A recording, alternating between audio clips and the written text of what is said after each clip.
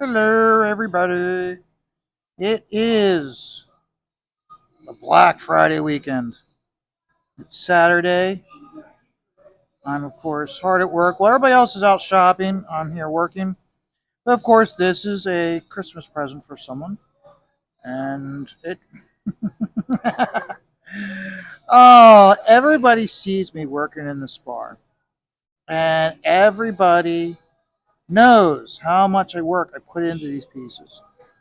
But it's always this weekend that everybody comes up to me. I don't mean random people. I mean people that I see on a regular basis, and all of them are like, "Can I get my daughter's dog done? Can I get my granddaughter done?" And it's like all of a sudden, I go from having just this one job to having two more jobs.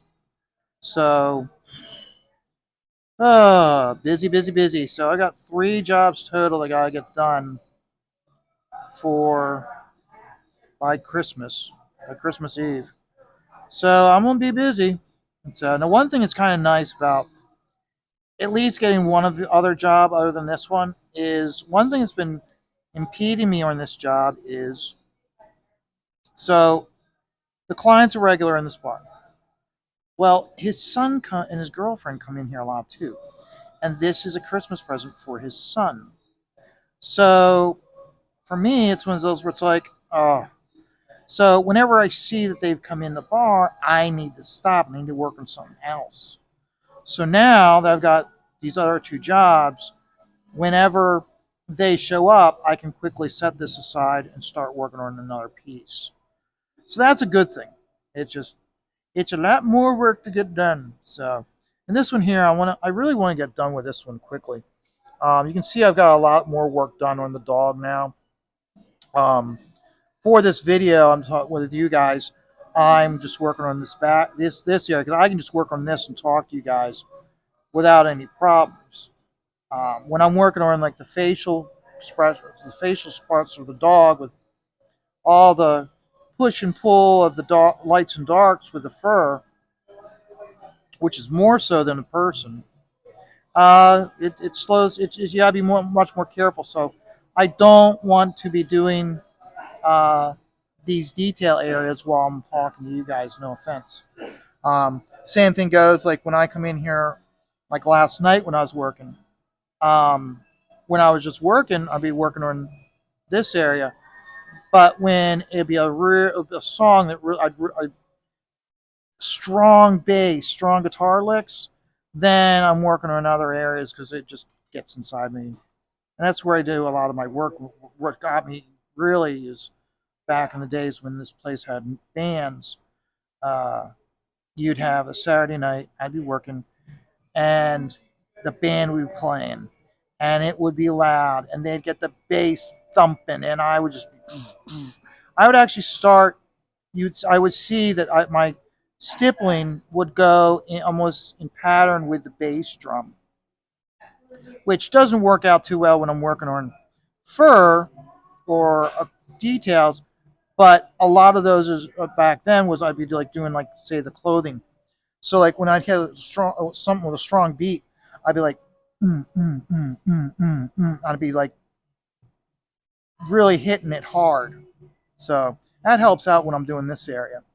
So, but right now for you guys, just working on here, and we're gonna actually move up here. So let's see. That's the other thing also is when I'm talking to you guys, I try to keep the image angled in such a way so you guys can see the image. So it's not like this, and you're like, what is it? So even though, yeah, you guys, because I want to get this part here done. So, but yeah, so I'm busy, busy, busy.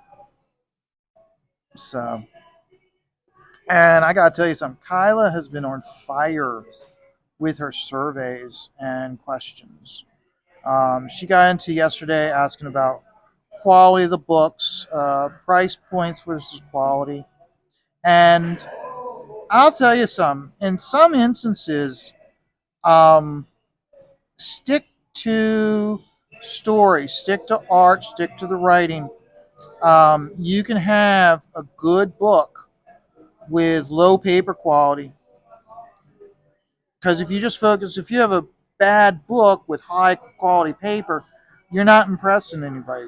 It'd be like, oh wow, this looks good, paper quality wise and bonding wise, but does it pass the sniff test when it comes to a high quality book and a high quality artwork and a good story?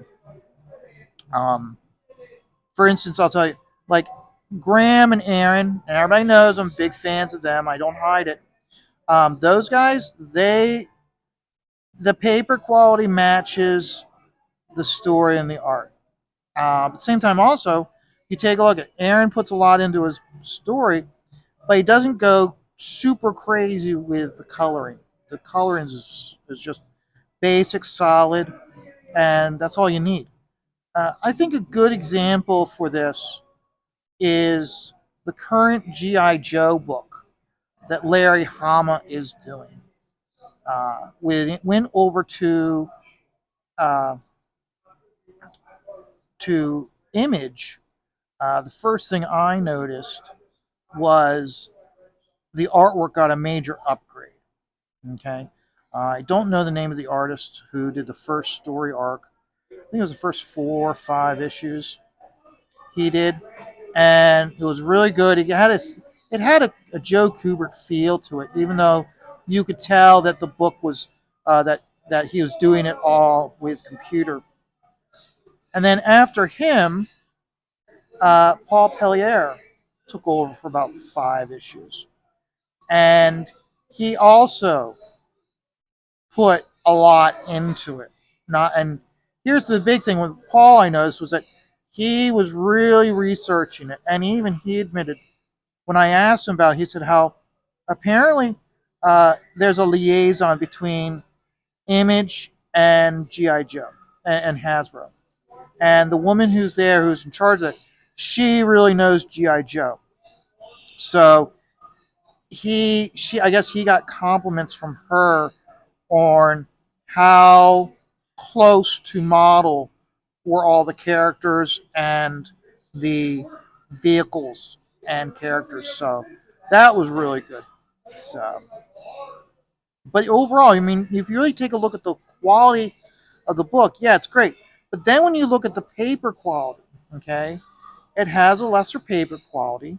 The cover quality is the same as the paper. It's not a different type of paper stock, and the paper isn't glossy.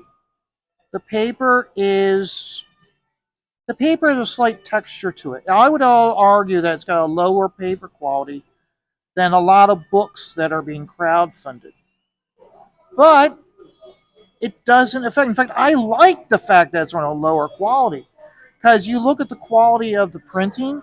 The lower paper quality doesn't affect the quality of the image being printed.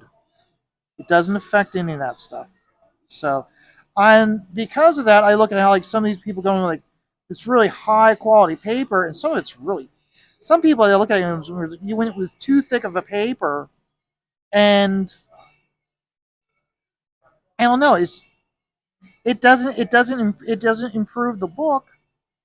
So I would say, and especially with everybody needing to keep their expenses down, don't be afraid to go with a lower paper quality, especially the smaller creators. I'm not talking about the Graham Nolans and Aaron Prestes. I'm talking like the smaller, like Von Coleman or um, John's Longbox. Don't be afraid, because I mean, perfect example is John's trying to keep his books economical for us, the buyer. The first issue was $10, and he's already said that how he's going to have to be upping the book to $15 for the second one. Um, don't be afraid to help to, because keep in mind if you're producing a good book, and more important, if you want your book to have a floppy feel to it, don't be afraid of of using the cheaper paper. like I said, when I get finally do my book, I probably am going to be going with a lower paper quality just because I like the feel of it. It has nothing to do with, oh, I want to give the best to my backers. No, the best to my backers is the best that I can do artistically with all the stippling and with the uh, story. So that's how I see it. So, guys, I've got a lot of stuff to work on today, so I'm not going far in this video. So this is a short one. So, but guys, I don't want you guys to have a bad day. Have a good day, but remember, there are times when life is stressful, but when it does, just take it all one dot at a time.